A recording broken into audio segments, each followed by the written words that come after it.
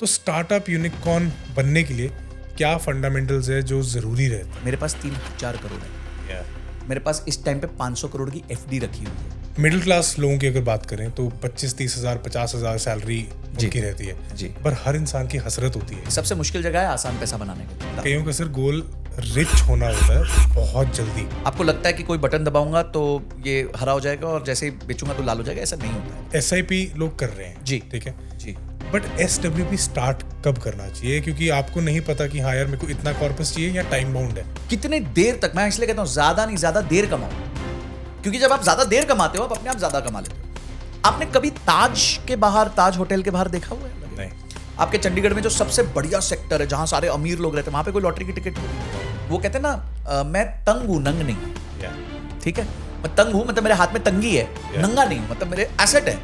पर मैं आपको बताऊं, एक बॉडी बिल्डर की बॉडी कितनी भी स्ट्रांग हो जाए, उसमें अगर सांस आनी बंद हो जाए ना तो आदमी मर जाए। हर महीने सोचते हैं कि इस बार बजट बनाएंगे, कि इस बार हम इन्वेस्ट करेंगे, पर पैसा कब आया और कब चला गया ये पता ही नहीं चलता। आज हमारे साथ हैं वो शख्स जो इस पैसे के चक्रव्यूह का रास्ता हमें बताएंगे। वो बताएंगे कि पैसा सिर्फ कमाया नहीं बल्कि बचाया भी जा सकता है, संभाला भी जा सकता है, कि आप अपनी EMI के दौरान इन्वेस्टमेंट भी कर सकते हैं, कि एक नॉर्मल मिडिल क्लास आदमी फाइनेंशियल फ्रीडम की उम्मीद कर सकता है। स्वागत है फाइनेंस के महागुरु मिस्टर संजय कठुरिया जी का, जिनसे हम आज वो सवाल पूछेंगे जो आपके दिल में है और जानेंगे उनसे फाइनेंस के कुछ ऐसे सीक्रेट जो आपको कभी किसी ने नहीं बताए होंगे। तो अपने हेडफोन्स लगाओ, तैयार हो जाओ पैसों की इस कहानी को एक नए नजरिए से देखने के लिए।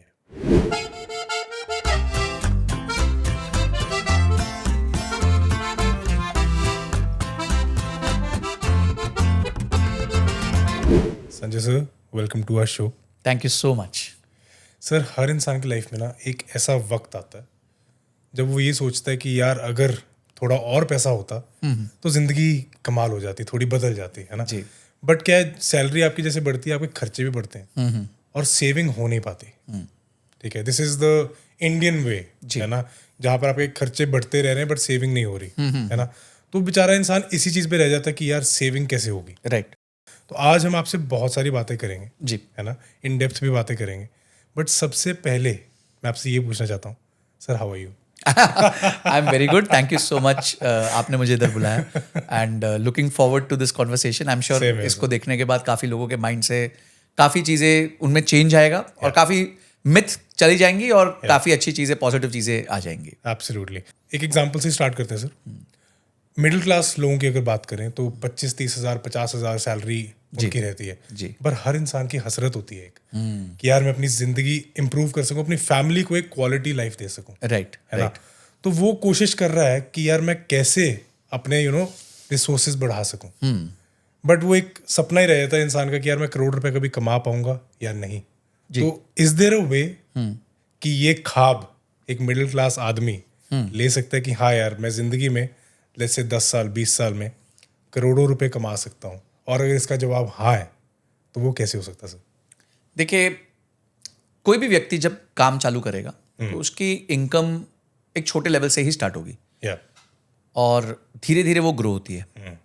अब आप कितना जल्दी 1 करोड़ अचीव करोगे वो इसी चीज पे निर्भर है कि आप कितना जल्दी अपनी इनकम को ग्रो करते हो और कितना ज्यादा पैसा निवेश करते हो। ठीक है, दो ही चीजें हैं, आप इनकम को ग्रो कीजिए और जो बचत हो रही है उसमें ज्यादा से ज्यादा पैसों को निवेश कीजिए। ठीक है। अब एक व्यक्ति है जिसने 25,000 की तनख्वाह से स्टार्ट किया तो ऑब्वियसली शुरू में उसके पास उतना दम नहीं होगा कि वो ज्यादा निवेश कर पाए, कॉर्पस नहीं है उतना, है ही नहीं। उसके घर की मजबूरियां हो सकती हैं, खर्चे हो सकते हैं, पुराने कोई उधार हो सकते हैं, बहुत कुछ चीजें हो सकती हैं। मैं कहता हूं जैसे लाइफ में ना सब लोग स्टार्टिंग लाइन से नहीं भागते, कुछ लोग लाइन के बहुत पीछे से भागते हैं, कुछ लोग लाइन के आगे से भी भागते हैं जिनके लाइफ में अच्छी सिचुएशन होती है। तो आप समझिए 25,000 एक ऐसे लड़के को सैलरी लग रही है जो गांव से आया है, जिसके माता पिता पे उधार है, बहन की शादी करनी बाकी है और पापा जी की ज़मीन छुड़वानी है। क्या उसकी ज़िंदगी उस आदमी से हम कंपेयर कर सकते हैं जो 25,000 शहर का लड़का है, जो अपने घर पे रहता है, माँ बाप बहुत अच्छे वेल टू डू फैमिली से हैं, उसका घर पे 1 रुपया खर्च नहीं हो रहा, वो 25,000 की जॉब में 10 लाख की गाड़ी में जा रहा है। तो इन दोनों की जिंदगी में बहुत अंतर है। उधर रिस्पॉन्सिबिलिटी है, यहाँ पर वो पैसा मेरा ही है। बिल्कुल, वो एंटाइटलमेंट है यहाँ पे। yeah, ठीक है, तो पूरा 25,000 शुद्ध घर में बचेगा, वहां 25,000 में ये सोचना पड़ेगा यार मैं पहले अपना 250-500 कैसे बचाऊं, मैं भी तो खाऊं। सो क्योंकि दोनों की स्टार्टिंग लाइन सेम नहीं है, तो दोनों के सिचुएशंस को कंपेयर करना ही गलत है। ठीक है, पर क्या एक व्यक्ति अपनी इनकम को तेजी से नहीं बढ़ा सकता? बिल्कुल बढ़ा सकता है। आपकी पूरी लाइफ इसी चीज पे निर्भर करने वाली है कि आप किस स्पीड से अपनी इनकम को बढ़ाएंगे और किस वॉल्यूम में सेविंग्स करेंगे और इन्वेस्टमेंट्स करेंगे। Right. अगर कुछ लोग मैंने देखे हैं जो इनकम बहुत तेज बढ़ाते हैं पर खर्चों से डबल तेज बढ़ा लेते हैं। अच्छा, कि इनकम आ गया, हाँ, तो चलो बढ़िया है, महीने की समझो साल के 10 लाख रुपए बढ़ गए तनख्वाह, या 5 लाख बढ़ गई, खर्चे 7 लाख से बढ़ गए। ठीक है, कोई काबू ही नहीं है। इसमें आई गेस क्रेडिट कार्ड का भी रोल है। क्रेडिट कार्ड का भी रोल है और मानसिकता का रोल है कि यार मेरे पास तो पैसे आ गए, मेरे पास तो पैसे आ गए, तो पहले खर्च कर देता हूं। ठीक है, वो you only live once, YOLO. तो अब जो है दूसरे लोगों को मैंने देखा है कि खर्चों पे बड़े लगाम है पर इनकम बढ़ाना नहीं जानते। और तीसरे मैंने देखे हैं जो इनकम भी बढ़ाते रहते हैं, खर्चों पे नियंत्रण रखते हैं, वो लोग जो हैं वो लॉन्ग टर्म में करोड़पति बहुत आराम से बन सकते हैं। ऐसे भी हैं जिनके पास पैसा आ जाता है पर संभाल नहीं पाते। वही जो पहला कैटेगरी है कि आ गया, पहला कैटेगरी वही है कि वो संभाल ही नहीं पाते, उनको समझ नहीं आता करना क्या है। उनको बस ये समझ आता है कि पैसे आ गए तो एक आईफोन ले लेते हैं, चलो कोई महंगे कॉन्सर्ट पे चले जाते हैं, चलो बिजनेस क्लास की टिकट ले लेते हैं, चलो एक महंगी गाड़ी ले लेते हैं, ईएमआई बांध, वो ईएमआई पे ईएमआई बांधते रहते हैं जैसे जैसे इनकम बढ़ती है। तो ये 2-3 प्रकार के लोग होते हैं। आपको अगर करोड़पति बनना है कम इनकम से भी, तो आपको 2-3 चीजों का ध्यान रखना है। सबसे पहले आपकी इनकम सालाना मिनिमम 10% ग्रो होनी चाहिए। ओके, आप 25,000 से स्टार्ट करो, 20 से स्टार्ट करो, कोई प्रॉब्लम नहीं। ये सैलरीड क्लास के लिए भी, ये सैलरीड क्लास के लिए मैं बता रहा हूं। ठीक है, कि 20-25,000 से जो स्टार्ट कर रहा है उसकी इनकम सालाना 10% बढ़नी ही चाहिए। ओके, अगर नहीं बढ़ेगी तो वो इन्फ्लेशन को ही बीट नहीं कर पाएगा। राइट, पहली चीज। दूसरी चीज, शुरू में थोड़ा कॉस्ट को नियंत्रण में रखें और जितना पैसा हो सकता है निवेश करें, खर्चों को कम करें और इन्वेस्ट ज्यादा करें। ठीक है। तीसरी चीज, जब आप निवेश करते भी हैं तो म्यूचुअल फंड्स में तो करें ही करें, जो भी आपकी चॉइस है, बट उसके अलावा अपने आप पे भी करें। वो कैसे? बहुत सारे लोग क्या करते हैं, वो सोचते हैं कि मैंने 22 साल पढ़ाई कर ली, मैंने बीकॉम कर ली, एमबीए कर ली, जो भी करना कर लिया, अब मुझे पढ़ने की जरूरत नहीं है। पर उनको ये रियलाइज नहीं होता कि अब पढ़ने की शुरुआत होगी आपकी। अच्छा, क्योंकि अभी तक तो आप पढ़ रहे थे, अब आपको जॉब के हिसाब से, मार्केट के हिसाब से, टाइमिंग के हिसाब से, अब अचानक से भाई एआई आया 2022 में, मैंने एमबीए पूरी की थी 2008 में, तो अब मैं ये तो नहीं बोल सकता ना कि भाई मेरे को पढ़ना ही नहीं है क्योंकि मैंने तो 2008 में पढ़ाई पूरी कर ली थी, अब एक नई पढ़ाई आ गई जी, तो मुझे अपने आप को अपस्किल करना पड़ेगा। चीजें बदल रही है ना, चीजें बहुत तेजी से बदल रही है। तो आपको अगर जिंदा रहना, आज तो हालत ये हो गई है कि एआई के बिना सर्वाइवल नहीं है। तो अगर आपको सर्वाइव करना और सर्वाइव करके थ्राइव करना है, यानी अच्छे पैसे भी कमाने, तो इट इज वेरी नेसेसरी कि आप अपने स्किल्स पे फोकस करें। अपनी आमदनी का कुछ हिस्सा, जैसे मैं 5% करता था, कुछ हिस्सा अपने स्किल्स को अपग्रेड करने में लगाए, तो कम सैलरी से भी पैसा बन सकता है। तेजी से इनकम बढ़ाई जाए, अपने स्किल्स पे फोकस किया जाए, खर्चों को शुरू में नियंत्रित किया जाए, अपने आप के ऊपर इन्वेस्ट किया जाए, कोर्सेज करें, सेमिनार्स में जाएं, लोगों से मिलें। तो ये रोड मैप अगर फॉलो किया जाए, तो मैं आपको बता रहा हूं, मजाक नहीं कर रहा हूं, एक व्यक्ति 20-25 हजार की तनख्वाह से चालू करके 25-30 साल में आराम से 7-8 करोड़ रुपए का कॉर्पस बना सकता है, आराम से बना सकता है। And that is possible how?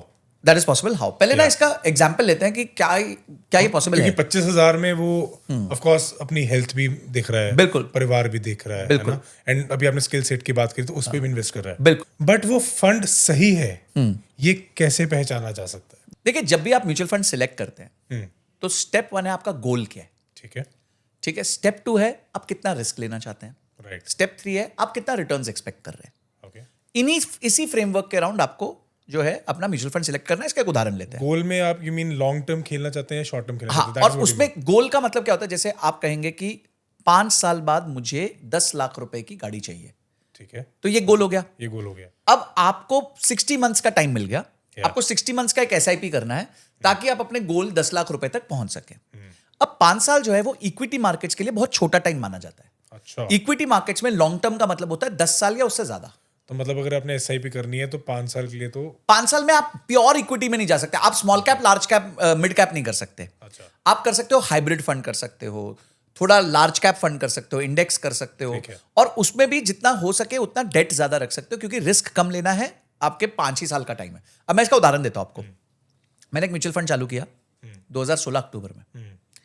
अब उसको मैंने जब स्टार्ट किया उसके 3.5 साल बाद मेरे रिटर्न 0% थे। अच्छा, मतलब जितने का एवरेज बाइंग था उतने का ही यूनिट चल रहा था। उसके बाद कोविड आ गया, उस टाइम 25% नीचे चला गया। अच्छा, मतलब इसको ब्रेक इवन करने में वापस या टोटल 4 साल लग गए। तो अगर आपने गोल 5 साल का बनाया और ऐसा कोई सिचुएशन हो गया तो वहीं आ जाओगे। तो आप वहीं आ जाओगे। तो ऐसा ना हो इसके लिए, अच्छा ये स्मॉल कैप फंड था, मेरे लिए 25 साल का फंड था, मेरे को फर्क ही नहीं पड़ता था। मैं तो और यूनिट्स खरीदो और यूनिट्स खरीदो वाला सिस्टम। मतलब अगर आपने एसआईपी का स्वाद चखना है तो लंबा, बिल्कुल 10 साल मिनिमम 10 साल मिनिमम चाहिए। मिनिमम चाहिए। Right. 10-12 साल का अगर आपका होराइजन है तो आप फिर इक्विटी में अच्छे से म्यूचुअल फंड्स कर सकते हो। ओके, अब आपने वो कहा कि संजय मेरे को ना 25 साल बाद रिटायरमेंट करनी है, ये भी एक गोल है। अब रिटायरमेंट में मेरे कईयों का होता है ना, रिटायरमेंट फंड की तरह लेते हैं। यस, देखिए आपके रिटायरमेंट फंड्स बहुत सारे होते हैं, जैसे पीपीएफ है। या अब मेरे को आज तक एक बात नहीं समझ आई, या पीपीएफ में आप 12,500 रुपए महीना डालते हो, 1.5 लाख रुपए की लिमिट है, उसका फंड पहली बार आपका एक्सपायर होता है 15 साल बाद। 15 साल तक तो आप उसको निकाल ही नहीं सकते, कुछ स्पेशल कंडीशंस में कुछ साल बाद लोन ले सकते हो आप उसमें। या 15 साल बाद भी लोग उसमें 2-2 एक्सटेंशन कराते हैं 5-5 साल की, अच्छा, कि 15 साल हो गए जी, अब 5 साल और कर दो 20 और 25 का। और 25 कर दो, और वहां रिटर्न मिलता है 7.1% per annum. Okay, equity market में अगर आप 25 साल पैसा डालो तो आपको मरे पिटे रोए गिरे 10-11% रिटर्न मिलेगा। आना ही आना है, इससे आता नीचे ही है, 25 साल है ना, 25 साल बहुत लंबी अवधि है। हाँ, बट ऑन एन एवरेज 15% कहते हैं कि आ देखिए जाती है। 15% 14 से पीछे आया, मैं कहूंगा कि शायद अब बेस इफेक्ट आ गया है, हो सकता है कैसी ग्रोथ हो गया हमें नहीं पता, मैं तो कहता हूँ 10-11% आ जाएगा, ओके, पर पीपीएफ से तो ज्यादा है। एब्सोल्युटली। और 3% बहुत बड़ा नंबर होता है। आपको लगेगा क्या फर्क है 7% और 10% में? 25 साल में 7% और 10% में जमीन आसमान का फर्क हो जाता है। राइट, तो मैं लोगों से यही कहता हूं कि पीपीएफ में अगर आप 15 साल, 20 साल, 25 साल वेट करने को तैयार हो तो भाई इक्विटी मार्केट्स ने क्या बुरा किया है, या उनके साथ भी वेट करो ना थोड़ा तो। पर वहां क्या है, पीपीएफ में ऐसे ग्राफ जाता है, हमारी स्टॉक मार्केट में ऐसे ऐसे ऐसे ऐसे ग्राफ म्यूचुअल जाता फंड है। में हाँ, थोड़ा ऊपर नीचे हो सकता है। तो यहां पे आता है आप रिस्क कितना ले सकते हो। या आप मुझे बोलोगे कि जो सेकंड पॉइंट था, ये सेकंड पॉइंट था, स्ट्रक्चर का सेकंड पॉइंट है। अब आप बोल दोगे संजय सर मेरे को ना मार्केट 20% नीचे गिरी, मेरा पोर्टफोलियो 20% नीचे गिरा, मेरे को कोई परवाह नहीं है, मुझे पता है मैं लंबे समय के लिए। तो आपके लिए small cap, mid cap, factor index fund, मतलब बेसिकली सिंपल लैंग्वेज में बात करो, झटका कितना ले सकते हाँ आप झटका कितना ले सकते हो, बहुत सिंपल आपने पुट कर दिया, बहुत सिंपल कि झटका कितना ले सकते हो। 10% का ले सकते हो तो उस हिसाब से आपका पोर्टफोलियो बनेगा, 20% का ले सकते हो तो उस हिसाब से बनेगा, 0% का लेना है तो इक्विटी मार्केट्स को देखने की जरूरत देखने की नहीं है। जरूरत ही नहीं है। आप जाओ एफडी करो, बॉन्ड्स खरीदो, Safe गवर्नमेंट सिक्योरिटी और safe खरीदो हो जाओ। और सेफ हो जाओ, पीपीएफ करो। कोई देखिए मैं इसको गलत नहीं कह रहा, मैं इसको कह रहा हूं कि फिर आप बोलो नहीं यार मेरे को रिस्क भी जीरो चाहिए और इक्विटी मार्केट का रिटर्न चाहिए, तो फिर ये दोगलापन नहीं चलेगा। सिंपल सी बात है। हाँ आप जिगरा ये सेट रखो कर थोड़ा सकते हो, आप ये सेट कर सकते हो मेरा 10% से ज्यादा नहीं जाना चाहिए, Yeah. तो उस हिसाब से आपका एसेट एलोकेशन हो जाएगा। पर आप ये बोलो मेरा जीरो होगा तो सॉरी, इक्विटी में जीरो का कोई नंबर ही नहीं, नंबर ही नहीं होता। नंबर ही नहीं होता, कोई कम होगा कोई ज्यादा होगा। रेशियो भी होता है ना जी जी, ये थोड़ा सा एक्सप्लेन अगर आप कर सकते हैं। प्राइस टू अर्निंग रेशियो को थोड़ा सिंपल करता हूं मैं। मतलब लोगों को कैसे अंडरस्टैंडिंग हो सकती है, हाँ। फंड पहचानने में ये हेल्प करता है, बिल्कुल, वो चीज में बात। देखिए प्राइस टू अर्निंग रेशियो में इसका मतलब क्या होता है मैं आपको समझाता हूँ। जैसे आप एफडी करते हैं, या आपने 100 रुपए की एफडी करी, उस पर ब्याज मिला आपको लेट्स से 7 रुपीज का, या तो 7% इसका इंटरेस्ट रेट हो गया। पर आप ऐसे सोचिए कि अगर मैं इस इक्वेशन को उल्टा कर दूं, 100 को न्यूमरेटर में डाल दूं या और 7 को डिनोमिनेटर में डाल दूं, तो आंसर आएगा 14% 14 नहीं टाइम्स। ठीक है, यानी कि आपको आपके 100 रुपए निकालने के लिए 14 साल लगेंगे। या ये होता है price to earning. Okay, price to earning का मतलब होता है ब्रेक इवन, ठीक है, कि आप वो एसेट कितनी कमाई कर रहा है और मैं उस कमाई के लिए कितने पैसे देने को तैयार हूं। ओके, तो प्राइस टू अर्निंग जनरली देखा गया है कि निफ्टी में जब भी 19-20 के आसपास आता है तो निफ्टी वापस पॉजिटिव हो जाता है। ये general lower price to earning range है उसका, उससे नीचे वो नहीं जाता है। ठीक है जी। तो अभी जब पीछे मार्केट्स 21,800 के आसपास गई थी तो उस टाइम पे प्राइस टू अर्निंग जो है वो 19 के आसपास चला गया था, इसलिए लोग कह रहे थे अब इससे ज्यादा नीचे जाने के चांसेस कम हो गए हैं। तो प्राइस टू अर्निंग आपको बताता है कि आप कितनी कमाई के लिए कितना प्राइस देने को तैयार हो उस चीज के लिए। अच्छा, जितना आप कम में खरीदोगे उतना आपने अच्छा खरीद लिया, उतना आपने अच्छा खरीद लिया। ठीक है जी। अब एक चीज और, क्योंकि एसआईपी की बात ही कर रहे हैं, लमसम पैसा डालना चाहिए या आपको एसआईपी ही करना चाहिए म्यूचुअल फंड में?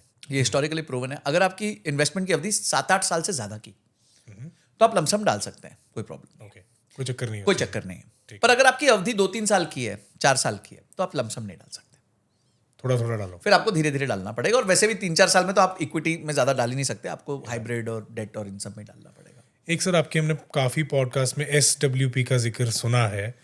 एक मेरा सवाल है उसके लिए कि SIP लोग कर रहे हैं जी, ठीक है जी, बट SWP स्टार्ट कब करना चाहिए, क्योंकि आपको नहीं पता कि हाँ यार मेरे को इतना कॉर्पस चाहिए या टाइम बाउंड है, तो SWP स्टार्ट कब करना चाहिए, ये मेरा आपसे सवाल है। कि आप SIP करोगे पहले, आपने कॉर्पस बिल्ड कर लिया, आपने टाइम दे दिया, सब कुछ कर लिया, बट आपको ये समझ में नहीं आ रहा कि SWP कब स्टार्ट करना है and how does it work. देखिए SWP मैंने इंट्रोड्यूस किया, Yeah. वैसे बहुत पहले का कॉन्सेप्ट है, पर मार्केट में पहली बार मैंने इस पे ज़्यादा बात करी। और मैंने इस पे क्यों बात करी, क्योंकि मैं ये देख रहा था कि जितने लोग रिटायर हो रहे हैं, सब लोग के पास अपना खुद का एक घर है और एक आधा घर या शॉप और है, ठीक है। उसमें क्या हुआ है कि अगर एक व्यक्ति के पास 2 करोड़ का घर है, एक में वो रह रहा है, एक 2 करोड़ का घर एक्स्ट्रा है, और ये लाइव केस स्टडी है क्योंकि हमने ये प्लानिंग करी थी एक लेडी के लिए। अब प्रॉब्लम क्या हो रही है कि वो 2 करोड़ के घर में उसको भाड़ा आ रहा है 12,000 रुपए। अच्छा, ठीक है। अब 12,000 का भाड़ा है, कभी वो चढ़ता है, कभी नहीं चढ़ता है, कभी कुछ घर में टूट जाता है, प्रॉब्लम हो जाती है। लेडी 55-60 साल की हो गई है, उसके लिए भाड़ोतरी सोचता है कि यार मैं इसका कैसे आर्म ट्विस्ट कर दूं, बुढ़ी औरत है, ऐसा है वैसा है। तो मैंने देखा कि बहुत बड़ी पीड़ा है। अच्छा, इसका एक सोल्यूशन है रिवर्स मॉर्गेज। रिवर्स मॉर्गेज का मतलब ये होता है कि आप अपना घर बैंक को देते हो। पहले क्या होता है, आप लेते हो घर आपके लिए लोन देता है बैंक, उसे हम मॉर्गेज कहते हैं। रिवर्स मॉर्गेज है कि अब आपने अपना घर दे दिया और बैंक से उधार ले लिया, ठीक है। बैंक अब आपको उल्टा आपका घर ले लेता है, और जिस दिन आप जाओगे वो घर बेच के अपना ड्यू निकाल लेगा और बचा हुआ पैसा आपके बच्चों को दे देगा। अच्छा, तो जिसे रिवर्स मॉर्गेज, वो भी SWP है एक तरीके की, ठीक है। तो मैंने ये डिजाइन किया कि भाई आपको अगर ऐसा करना ही है तो आप फंड्स में डाल दो पैसा, और आप जो विड्रॉ कर रहे हो उसका रेट 5% के आसपास रखो। अच्छा, अब 2 करोड़ टोटल वैल्यू जो आपने इन्वेस्ट किया उसका 5% साल का, महीने का, साल का, ठीक है। तो 2 करोड़ रुपए में अगर आप रेंट लेते हो तो रेंट आपको मिलता है 2%, तो यानी 2 करोड़ में आपको मिल गया कितना, 4 लाख रुपए, ठीक है। पर यही 2 करोड़ में जब आप 5% लेते हो तो आपको बन गया 10 लाख रुपए। बट आई गेस 4%, 4 लाख भी नहीं आता इतना रेट। हाँ, आता ही नहीं है। मैं तो बहुत अच्छा का एग्जांपल ले रहा हूँ। मैंने आपको बोला 12,000 रुपए मिल रहे हैं उनको, तो प्लस सरदर्द अलग। अब यहां क्या है, आपने एक SWP डिजाइन कर लिया, आप 5% विड्रॉ कर रहे हो, मतलब आप साल का 5 लाख विड्रॉ कर रहे हो, 10 लाख विड्रॉ कर रहे हो, 10 लाख विड्रॉ, 2 करोड़ पे 10 लाख, 2 करोड़, सॉरी, ठीक है। अब वो 2 करोड़ पे पहले आप 12,000 रुपए यानी कि 1.5 लाख रुपए के आसपास विड्रॉ कर रहे थे, ठीक है, ठीक है। तो यहां तो पहले ही आपने बहुत बड़ा गेन कर लिया। बट जनरली आप अगर अच्छा इन्वेस्टमेंट करते हो तो आपका कॉर्पस 10-11% से बढ़ेगा, ठीक है। उसमें से आपने 5% निकाला, तो 5% जो बढ़ा वो वापस आपके प्रिंसिपल में जुड़ जाएगा। तो अगले साल आपका प्रिंसिपल 2 करोड़ नहीं होगा, 2 करोड़ 10 लाख होगा, ठीक है। फिर से आपने उसमें से 10 लाख निकाला, पर अगले साल आपका कॉर्पस बढ़ के 2 करोड़ 22 लाख हो जाएगा, फिर 2 करोड़ ऐसे, तो आपका कॉर्पस भी बढ़ता रहेगा और आप ज्यादा पैसा भी निकाल सकते हो। लाइक अपनी लाइफ लीड करनी भी शुरू कर सकते हो, एंजॉय भी कर सकते हो, यस, और आपका कॉर्पस भी बढ़ता रहेगा। इसके लिए स्ट्रेटजीज होती हैं, it is not as simple as I am saying, उसमें थोड़ा डिजाइन करना पड़ता है, मैं वेल एंड बकेट स्ट्रेटजी कहते हैं उसको। पर इससे एक व्यक्ति, एक लेडी जो एक घर से भाड़ा कलेक्ट करती, परेशान होती, स्ट्रेस में रहती, अनसर्टेनिटी होता कि मेरे को कब भाड़ा आएगा, किसी महीने वो कह सकता है भाई मेरे पास तो जॉब नहीं है, मेरे पास पैसे नहीं है, ठीक है, आंटी कल दूंगा, बाद में दूंगा, गायब हो गए, ठीक है, आप भागे जा रहे हो, ये सब स्ट्रेस से उनको बचा लिया। आपने 28 तारीख की SWP डाली, 28 तारीख को आपके अकाउंट में पैसे आ गए। आपने बोला मैं हर साल अपनी SWP को थोड़ा बढ़ा दूंगी, मैं इस साल समझो 10 लाख रुपए ले रही हूँ, अगला मैं 11 लाख ले रही हूँ, 10.5 लाख ले रही हूँ, 11 लाख ले रही हूँ, धीरे धीरे आपने इन्फ्लेशन के हिसाब से उसको बढ़ा दिया, ठीक है। वो भी आप कर सकते हो, और उसके अंत में अपने बच्चों के लिए कुछ पैसा छोड़ के भी जा सकते हो। और कभी भी कुछ अकस्मात आपको पैसों की जरूरत पड़ गई, और 2 करोड़ का कॉर्पस आपका कितने ड्यूरेशन में क्रिएट हो सकता है? ये 2 करोड़ का ड्यूरेशन, अगर आप 20,000 की SIP करते हैं, मोटा मोटी 20 साल में आप 2 करोड़ का 20 साल में and then you can start SWP आप start, okay, you can stop investing, you stop investing and you start reaping, okay. मतलब आपका पेड़ अब बड़ा हो गया है, अब उसको खाद वाद नहीं चाहिए, अब उसमें से फल निकालो, फल देता रहेगा, फल खाओ, हाँ, बस अब वो फल खाने का टाइम आ गया। तो ये जब मैंने लोगों को इंट्रोड्यूस किया तो मुझे बहुत लोगों का फोन आया, राइट, कि सर हम फंसे हुए हैं रियल एस्टेट के साथ, हमारे पास, वो कहते हैं ना, मैं तंग हूं, नंग नहीं, ठीक है, मैं तंग हूं मतलब मेरे हाथ में तंगी है, नंगा नहीं हूं, मतलब मेरे एसेट है। पर मैं आपको बताऊं, एक बॉडी बिल्डर की बॉडी कितनी भी स्ट्रांग हो जाए, उसमें अगर सांस आनी बंद हो जाए ना तो आदमी मर जाएगा, सही बात है। तो बॉडी की स्ट्रेंथ नहीं, आपका श्वास मतलब ब्रेथ आनी चाहिए, और ब्रेथ जो है वो हमारे लाइफ की कैश फ्लो है। अगर आपका कैश फ्लो बंद हो गया तो आपके पास 100 करोड़ का एसेट है, वो मिट्टी है जी, कोई वैल्यू नहीं है उस एसेट की। आपने भी रियल एस्टेट की बात करी सर, एक्चुअल में जो नोशन जनरली बाहर जाता है, सर्विस क्लास बैकग्राउंड की अगर बात करूं, तो वंस दे रिटायर या पैसा किसी तरीके से इकट्ठा हो जाता है ना, the first thing they want to do is कि यार हम अपना घर खरीद लें, है ना। तो उस चीज़ के लिए भी कोई गाइडेंस है कि घर खरीदना चाहिए या आपको उसको इन्वेस्ट करके, जैसे अगर आपने 50 लाख रुपए आपको कॉर्पस मिल गया, आपको रिटायरमेंट फंड मिल गया, even if you are not doing SIP, ठीक है, आपको अब पता लगा है SIP के बारे में, आपको फंड आ गया, आपने 50 लाख का सीधा घर ले लिया, बट कई लोग ऐसा सोचते हैं कि 50 लाख का मैं 5 करोड़ कैसे करूं। तो क्या अप्रोच लेनी चाहिए इस चीज में? देखिए ये ना बहुत लाइफ सिचुएशंस पे डिपेंड करता है। Yeah. फाइनेंस में ना हमारा पर्सनल फाइनेंस कहते हैं हम, तो इस वर्ड में ना पर्सनल ज्यादा इंपॉर्टेंट है, फाइनेंस कम इंपॉर्टेंट है। ओके, पर्सनल मतलब आपकी स्थिति अलग है, मेरी स्थिति अलग है, ठीक है वो जी? तो सबकी सबकी अलग स्थिति अलग सबकी है। अलग रहेगी। अब एक व्यक्ति है जो रिटायर होकर जिसके पास 50 लाख है, वो जिंदगी के उसके आखिरी 50 लाख है, ठीक है, बड़ी मुश्किल वो से सोच ऐसे ही रहा है ना। हाँ, गवर्नमेंट जॉब करके बहुत मुश्किल से उसने बेचारे ने 50 लाख रुपए इकट्ठे करे, कुछ PPF या तो मैं इसमें घर खरीदूंगा या बच्चे की शादी करूंगा। हाँ, तो अब आप सोचिए अगर उससे वो घर खरीद लेगा तो उसका कैश फ्लो कहां से आएगा? Yeah. घर चलेगा कैसे? Yeah. पर यही अगर वो रेंट पे रह लेगा तो 50 लाख के ब्याज से ही वो अपनी जिंदगी निकाल सकेगा, छोटे खर्चे करके। तो मेरा लोगों को यही जो रहता है कि आप अपनी परिस्थिति को समझो। Yeah. आप ये डिसीजन मत लो क्योंकि सोसाइटी कहती है या मेरे पापा कहते हैं या मेरी मम्मी कहती है कि घर ले लो। आप अपनी पर्सनल परिस्थिति समझो कि मैं जो है, क्या मैं इस पैसे को बेटर उपयोग कर सकता हूं? क्या इसके बाद मुझे और पैसा आने वाला है या मेरा आखिरी पैसा है? भाई मैं तो रिटायर हो चुका हूं, मेरे पास और कोई सोर्स नहीं है इनकम का। तो इस पैसे से फिर SWP करो ना, इस पैसे से फिर पैसा निकालना चालू करो। भाई 50 लाख में भी आप महीने के 25-30 हजार आराम से निकाल सकते हो। Yeah. But is there a right age for SIP? Usually जो SWP SIP के लिए बात अच्छा, ओके, क्योंकि SIP लॉन्ग टर्म के लिए होता है जी, जैसे आपने भी बताया जी। तो जो लोग इस नोशन में जो 50 की एज क्रॉस कर चुके हैं, 60 की एज क्रॉस कर चुके हैं, वो लोग ये सोचते हैं कि यार अब हम SIP क्यों करें, है ना।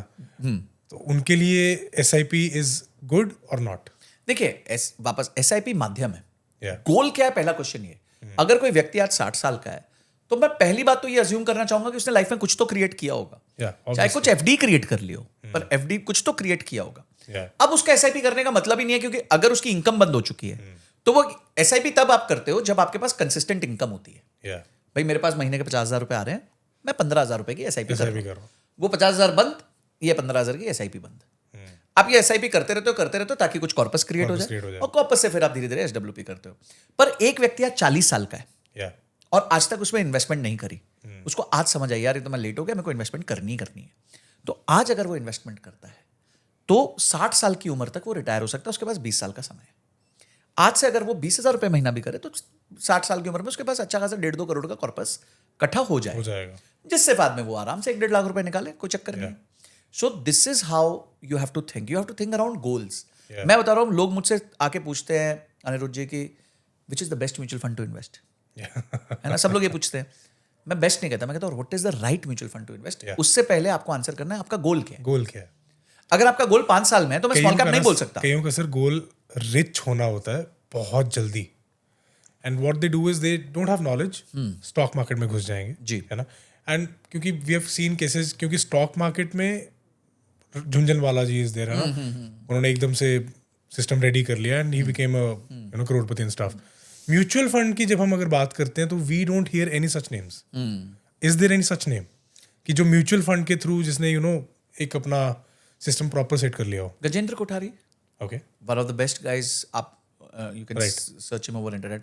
एक लेवल तक मैंने भी किया, ठीक है, कि मैंने stock market is not stock में नहीं, मैं तो स्टॉक्स करता नहीं ना, मैं मेजरली मेरा 95% ETF और MF ही चलता है। ओके, और ETF भी MF की तरह ही होता है, मतलब वो ट्रेडिंग होती है बस उसकी, मतलब it is traded on the stock exchange. तो मैं भी MF ETF का ही product. This generation of ours this is about quick money, कि स्टॉक मार्केट में सबको समझ में ये आता है कि हाँ यार वहां पर पैसा डालते हो जल्दी आ जाता है, या फिर लोग इवन फैंटेसी लीग्स की तरफ जा रहे हैं, है ना, लाइक दे लाइक यार यहाँ पर पैसा डालो, you can get quick money for it. And I guess कहीं ना कहीं बेटिंग भी इस चीज में, अभी IPL चल रही है, बिल्कुल, तो बेटिंग का भी कहीं ना कहीं सुनने को आती चीज है कि यार दिस साउंड्स फिक्स्ड, बिल्कुल, है ना। So do you think Dream11 is playing a part in encouraging people towards it?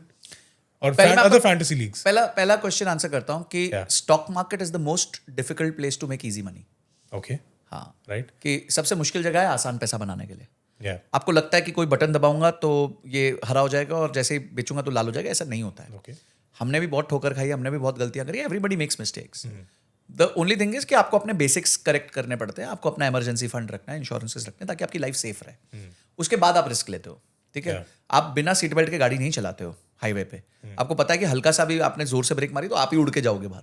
तो you put your seat belt first. Yeah. कि भाई गाड़ी बैठा हूं तो सीट बेल्ट लगा देता हूँ. लाइफ के सीट बेल्ट लगाने बहुत जरूरी होते हैं. आपने बात करी फैंटेसी गेमिंग की. मैं आपको ना एक बहुत अच्छा क्वेश्चन पूछता हूँ. या, आपने कभी लॉटरी टिकट्स के स्टॉल देखे हैं?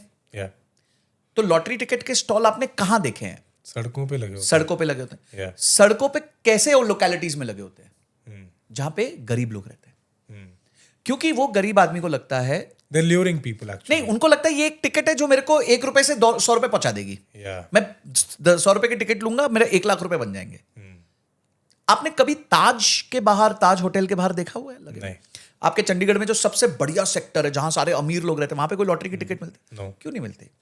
क्यों अमीरों के आसपास नहीं मिलती? क्योंकि अमीर लॉटरी नहीं खेलते. या, क्योंकि अमीरों को पता है लॉटरी जैसी कोई चीज होती ही नहीं है. और अगर लॉटरी लग गई तो ये कहा जाता है कि कौन बनेगा करोड़पति में 60% लोग जिन्होंने करोड़पति बने वो Yeah. 1 साल के अंदर फिर से बैंकरप्ट हो गए. अच्छा, सुशील कुमार 5 क्योंकि करोड़ वही रुपए जीते. पैसा संभालना नहीं है. आना आता ही नहीं ना, मैनेज नहीं करना था. आप ये सोच रहे हो कि अचानक से मेरे पास 1 करोड़ आएगा तो आप सीख जाओगे. उस दिन आप गवाह बैठोगे, कोई ना कोई आपके पास आ जाएगा, आपसे पैसे लेके चला जाएगा, आपको पता नहीं चलेगा. सुशील सिंह के साथ यही हुआ था, जो कौन बनेगा करोड़पति में 5 करोड़ रुपए जीते थे, अगले 1 साल के अंदर जीरो हो गए. जीरो हो गए. क्यों हुए? एक गार्बेज कलेक्टर को यूके में करीबन 8 मिलियन पाउंड की वो लगी, लॉटरी लगी. 3 साल के अंदर जीरो हो गया. जीरो हो फिर से वापस कचरा इकट्ठा कर रहा है. इनफैक्ट ये कौन बनेगा करोड़पति वाली बात तो इंस्टाग्राम पर भी काफी वायरल हुई थी. ये मैंने भी देखा था. आप सोचिए, 60% लोग नहीं मैनेज कर पाते पैसा. जो तरीके से आप 1 रुपया मैनेज करते हो उसी तरीके से आप 100 करोगे और उसी तरीके से 1 करोड़ भी करोगे. आप अचानक से एक दिन बोलोगे कि यार मैं एक दिन ठीक हो जाऊंगा जिस दिन मेरे पास 1 करोड़ होगा, ऐसा नहीं होने वाला. तो आपको अपनी हैबिट्स आज बदलनी पड़ेंगी. राइट. तो जितने लोग ये फैंटेसी ऐप कर रहे हैं, ये सब कर रहे हैं, उनको ये समझ जाना चाहिए the house will always win. You can't win against the house. Dream जो हाँ, फैंटेसी ऐप है. जो ऐप है वही जीतेगी, चाहे वो आपसे सिर्फ 15% ही ले रही है कमीशन या 20% ही ले रही है. Yeah. पर आप जैसे कितने करोड़ों लोगों से ले रही है वो. सरकार जीतेगी क्योंकि सरकार आपसे 28% की जीएसटी ले रही है. या, उसके बाद वो टीडीएस काटती है. तो सरकार का सबसे बड़ा स्टेक है वो 100 रुपए में. तो सरकार को ठीक है, सरकार बोले ठीक है, पागल लोग घूम रहे हैं, करने तो उनको. अच्छा, आपको लगता है आपके 10 रुपए जा रहे हैं, 20 रुपए जा रहे हैं, पर सामने वाला कितना कमा रहा है? 6-7 हजार करोड़ का टर्नओवर है इन लोगों का, एक ऐप का. या, तो जितने ड्रीम 11 पे आज अकाउंट्स है उससे कम डीमैट अकाउंट्स है. यानी अच्छा. लोगों को, यस, उस पर ज्यादा है. हाँ 17 my करोड़ God. या 22 करोड़ कुछ अकाउंट्स है और डीमैट अकाउंट्स 14 करोड़ है. आप सोचो, यानी कि people have more faith on winning through a lottery then Than winning through- through a long term investing. Mutual fund और एनीथिंग. हाँ, या, oh my कि God. वो भैया नहीं हमको तीसरा. एक दिन क्या हुआ, मैं फ्यूचर्स एंड ऑप्शंस, मैं ऑप्शंस में ट्रेड करता हूँ, काफी लोगों को पता होगा, मैं Yeah. ऑप्शन सेलिंग करता हूँ. तो एक लड़का है, बोले सर आप कितने रिटर्न कमाते हैं? कमा लेते हैं साल का 18%, 18-20% के आसपास कमा लेते हैं. सर क्या रिटर्न है 18-20%? अच्छा. ठीक है, ओके. मतलब आप कितना कमाते हो? मतलब सर अभी I am still not a profitable trader. Okay. तो मैंने बोला कितने साल हो गए ट्रेड करते हुए? या, बोलते 3 साल हो गए. मतलब कितना लॉस किया अभी तक? तो सर 15 लाख रुपए. ओके. तो मतलब मैंने क्या खोट किए बे? मैं जब 18% कमा रहा हूँ. कमा रहा हूँ. या, तो बोला नहीं सर, मजा है तब जब आप 10% महीने का कमाओ. अब आप माइंडसेट समझ रहे हो? Yeah. वो कह रहा है कि इस गेम में आए हो ना, हाँ. तो 10% महीने का कमाओ. मैं कहता हूँ कोई भी गेम में जाता हूँ, मेरे को क्या फर्क पड़ता है, मैं तो 1.5% महीने का कमा रहा हूँ. कमा रहा हूँ. It is not about how much you earn, it is about Yeah. How long you earn. कितने देर तक. मैं इसलिए कहता हूँ ज्यादा नहीं, ज्यादा देर कमाओ. क्योंकि जब आप ज्यादा देर कमाते हो, आप अपने आप ज्यादा कमा लेते हो. तो ये जो फैंटेसी बेटिंग है, ये एक तरीके की लॉटरी की टिकट ऑनलाइन हो गई है. या, पहले ये ऑफलाइन मिलती थी, अब ऑनलाइन हो गई है. बस इतना ही फर्क. 3 ऐसे टिप्स जो ये बिगनर्स जो है ना क्विक मनी के पीछे हैं, लॉन्ग टर्म इन्वेस्टिंग के हिसाब से उनके लिए कोई 3 टिप्स है. तो पहले तो आप अपनी इनकम में से कुछ पोर्शन साइड में रख दीजिए. ठीक है. भूल जाइए वो आपकी इनकम ही नहीं है. First tip. अगर आप 25,000 रुपए करते हैं तो 25,000 में से 1,000 रुपए साइड कर दीजिए. ठीक है. भूल जाइए. अगर आपको क्विक मनी का भी है तो ये 1,000 रुपए फिर भी भूल तो जाइए. ये बेसिकली उन बच्चों के लिए भी है जो पॉकेट मनी रखते Yes. हैं या कुछ भी. यस, ये पैसे भूल जाइए और एक अच्छे किसी भी म्यूचुअल फंड में डाल दीजिए, चाहे फ्लेक्सी कैप में डाल दीजिए या लार्ज कैप में डाल दीजिए, किसी में भी डाल दीजिए. ठीक है. ठीक है. दूसरा, उस अकाउंट को कभी भी अगले 25 साल तक देखेंगे नहीं आप. भूल जाओ। बिल्कुल भूल जाओ, पैसा है ही नहीं आपका। अच्छा, ठीक है। और तीसरी चीज ये है कि इमीडिएटली अपनी फाइनेंशियल नॉलेज बढ़ाने पे फोकस कीजिए। राइट। एटलीस्ट 1 घंटा रोज कोई पॉडकास्ट देखिए, कोई किताब पढ़िए, कोई कोर्स ले लीजिए, कोई सेमिनार में जाइए, कोई वेबिनार अटेंड कीजिए, कुछ ना कुछ अटेंड कीजिए, कहीं ना कहीं से फाइनेंशियल नॉलेज लीजिए, बिकॉज फाइनेंशियल नॉलेज आपको सबसे ज्यादा रिटर्न्स देगी ओवर लॉन्ग टर्म। ये 3 स्टेप कर लीजिए और अपनी एक्टिव इनकम पे फोकस कीजिए। तनख्वाह बढ़ाइए, इनकम बढ़ाइए, ये आपका मेन फोकस हो। अगर इतना कोई 5 साल के लिए कर ले, कर गया, वो मैं गारंटी कहता हूँ वो बहुतों से बहुत आगे निकल। स्टूडेंट्स की बात करें सर, एक ट्रेंड पंजाब में बहुत ज़्यादा है, इनफैक्ट नॉर्थ की तरफ ही रहता है ज़्यादा। यहाँ क्या चल रहा है सर, लोग ज़मीन बेचते हैं, कनाडा चले जाते हैं कि वहाँ जाके हम काम करेंगे। राइट। मेरा सवाल आपसे ये है कि क्या बच्चों को उधर जाना सही है, या वो पैसे को इन्वेस्ट करके कोई स्टार्टअप, क्योंकि स्टार्टअप्स का ज़माना है, everybody is going for coming with new ideas, opening up businesses. तो स्टार्टअप्स करने के लिए एक तो कितना पैसा चाहिए, लोगों को यूजुअली ऐसा लगता है कि यार अगर आपने बिजनेस करना है तो you need a lot of money, है ना। तो अगर आप वो ज़मीन बेच ही रहे हो तो उसको क्यों ना हम यहाँ इंडिया में यूज़ करें, हम ब्रेन ड्रेन कर रहे हैं। सही कह रहे हो आप। या देखिए, स्टार्टअप ना 5 साल में 100 में से 95 फेल होते हैं, या 5 ही जिंदा बचते हैं। ठीक है। और उन 5 में से भी अगले 5 साल में 2 ही बचते हैं। ओके। ये रूल है स्टार्टअप्स का। आप पीछे हिस्ट्री देख लो, अभी पीछे बायजूस का बहुत बुरा हाल हुआ, फिर उसके बाद अभी ब्लू स्मार्ट का आपने देखा बहुत बड़ा इशू हुआ। तो ये सब प्रॉब्लम्स चलती रहती हैं। फंडिंग अगर सोल्यूशन होता तो इन दोनों को बहुत फंडिंग मिली थी।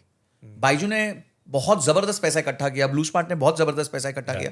फंडिंग से बिजनेस नहीं बनता, ये सबसे बड़ी गलत मिथ है। ठीक है। एक कंपनी बनी मिनिमलिस्ट, उसने बहुत ज्यादा फंडिंग नहीं उठाई और वो 3000 करोड़ में HUL को बिक गई, क्योंकि प्रोडक्ट अच्छा था, सर्विस अच्छी थी, क्वालिटी अच्छी थी और मैनेजमेंट अच्छी थी। ओके। अब आप नए हो, आपको ये सब नॉलेज नहीं है, आपको पता नहीं है करना क्या। आपने अपने पुरखों की जमीनें जो बेचनी है, ठीक है, आपने सोचा है मैं बेच के कुछ स्टार्टअप करता हूं। मेरी रिक्वेस्ट ही होगी, हाथ जोड़ के ये होगी कि स्टार्टअप पहले दिन मत करो, किसी स्टार्टअप पे नौकरी कर लो, अच्छा। एटलीस्ट 1 साल। Understand how it works. Yes, because startup is not easy. या स्टार्टअप इतना, देखो हमें क्लैरिटी का शौक होता है। कोई नौकरी करता है ना, वो बोलता है मुझे बता दो क्या करना है, मैं करके दे दूंगा। स्टार्टअप में कुछ पता नहीं होता, मालिक को ही नहीं पता होता, फाउंडर को ही नहीं पता होता। वो सोच रहा होता आज मैं कैसे बचूं, आज क्या करूं, आज नया क्या करूं, क्योंकि आप अपने आप को फिगर आउट कर रहे हो। तो अगर आप स्टार्टअप करना चाहते हो तो मैं हाथ जोड़ के बोलूंगा स्टार्टअप पहले दिन मत करो। इट्स लाइक आपके पास मर्सिडीज है तो आप सीधा मर्सिडीज पे गाड़ी चलाना मत सीखो। आप कोई ड्राइविंग स्कूल चले जाओ और वहां पे छोटी गाड़ी कर लो, कुछ ठोक पीट लोगी तो वहीं हो जाएगी। राइट। उसके बाद आपको पता चलेगा क्या आपका नेचर भी है स्टार्टअप में काम करने का। एब्सोल्युटली। कुछ लोग होगा कि यार सुनने को बड़ा अच्छा लगता है जी, स्टार्टअप स्टार्टअप स्टार्टअप, Yeah. वहां गए तो पता चला कॉल 16 घंटे काम करेगा यार, कॉल ऐसे करेगा यार, कॉल गाली खाएगा। नहीं, अपने तो वही ठीक है, पढ़ाई करके कहीं नौकरी बड़ी कंपनी में लग जाते हैं।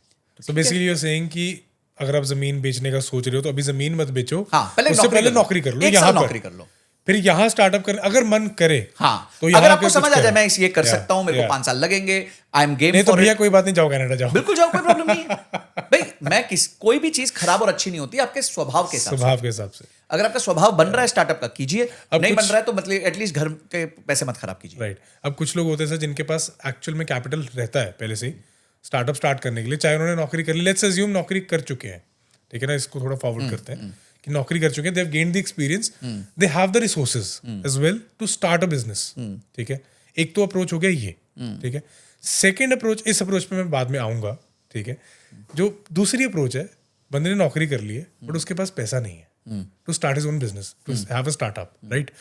सो आपने फंडिंग की भी बात करी पीछे, है ना, तो इनिशियल फंडिंग के लिए क्या सही तरीका है, ये मेरा आपसे सवाल है। इनिशियल फंडिंग के लिए FFF, ओके, फ्रेंड्स, फैमिली, फूल्स, यही 3 होते हैं। ओके, फूल्स मतलब कोई आपकी बात मान गया, अच्छा, ठीक है, आपने वो कहते हैं ना किसी को आके चिपका दिया तो चिपका दिया। फ्रेंड्स आपके दोस्त लोग हो गए, फैमिली आपकी फैमिली हो गई, इसके अलावा आपको फंडिंग शुरू में कहीं नहीं मिलती। सरकार की कुछ स्कीमें चलती हैं, आप अगर उनमें एलिजिबल होते हो तो ठीक है, पर मैं आपको एक बात फिर से बोलूंगा और सबको बोलूंगा, फंडिंग से बिजनेस नहीं बनता।